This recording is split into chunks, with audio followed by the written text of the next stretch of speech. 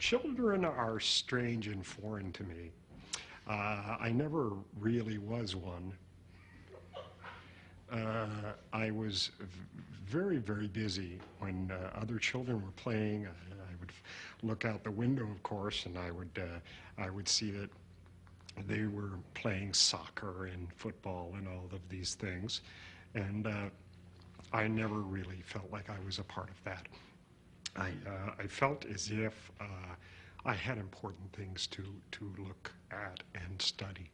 I guess what I wanted to do was just take 3 test tubes and a small skin sample and go into a room and break it down.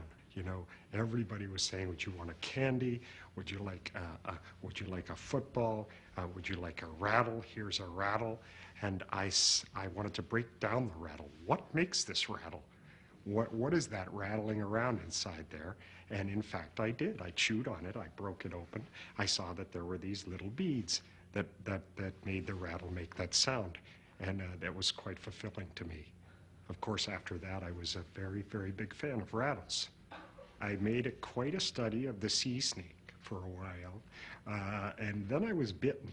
I was bitten on the left leg. I was paralyzed on one side of my body for quite some time.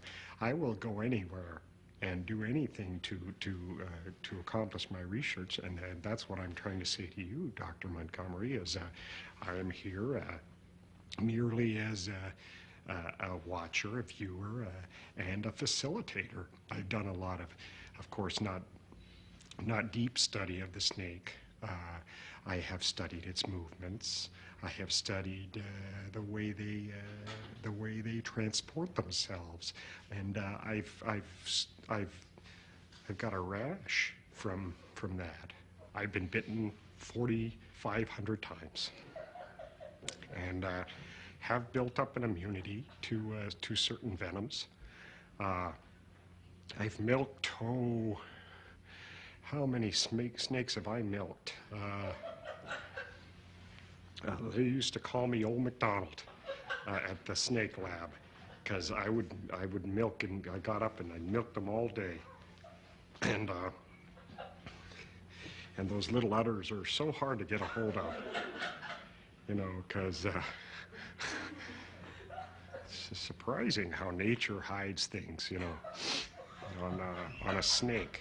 You tend to feel like you're misunderstood people. What do you mean by that? Oh, misunderstood? Well, you know, let's hope so.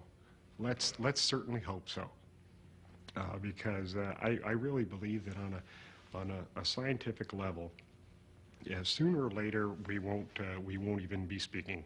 You know, much of human language isn't necessary.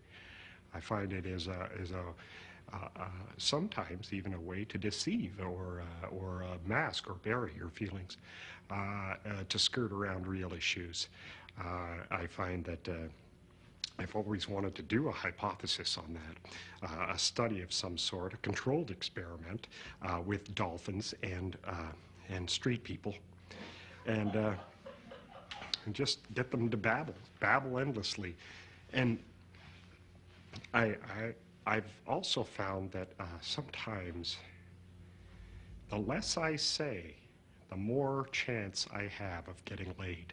Gets you concerned that you might have a tattoo and that one long eyebrow?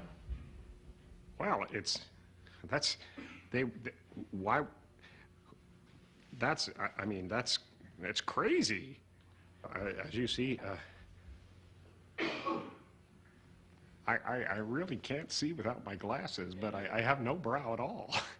I lost my brow. I was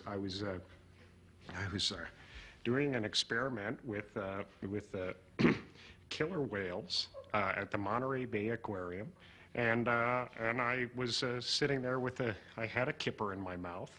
I was standing on the side of we were doing a kind of a stunt in between, and Pookie came up, and I don't think he meant to, you know. They're very loving animals, but he severed my brow, and he was trained to kiss, and yet he raked he kissed and raked. The tongue hit, and then the raking happened.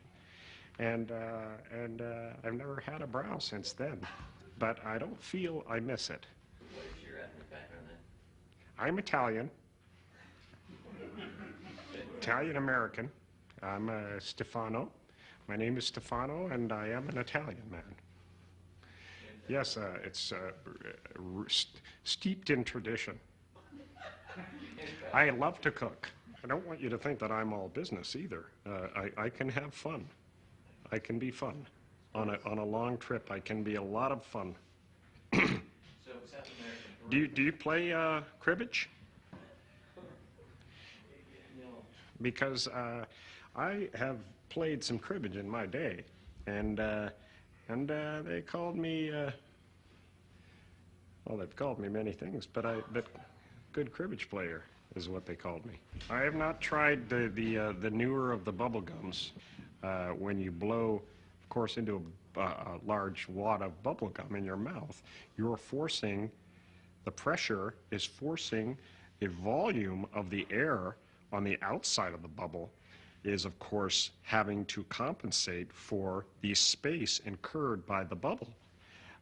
This causes a shift of pressures. And, you know, on the slightest of levels, a human could never, ever feel that, and yet a snake would know a bubble is being blown in the room. The small cremolians, for lack of a better word, on the sides of their heads are very sensitive. I found them.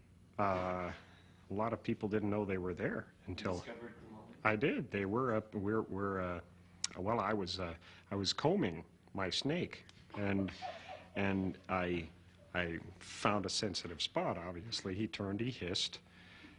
I knew it wasn't his fault. I had been bitten so many times on the lower lip. Actually, I don't know why. A lot of this is reconstructed. You know, as you can tell, my mustache is a little askew. It's because of the reconstruction. I think they did one heck of a job. I was feeding the moray, and of course I got cocky, and that's all it takes. That's all it takes is one time. And I put the kipper in my mouth, and of course the moray, what a lot of people don't know, you wonder, this is not a tremendously strong animal. I mean, sure, it has a certain amount of strength, but how can it pull a man's face into a cave? And what it does is locks or anchors its tail to a rock inside the cave, and will get much more leverage that way. Picture this now: kipper, mouth, moray coming at me. I really didn't have time to think. Well, I saw a lot of bubbles. The moray hit, raking across, and yet grabbing onto the mandible, grabbing onto my mandible. They have horrible breath, by the way. And long story short, the bends and the reconstructive surgery have left me somewhat slower than I was. I have trouble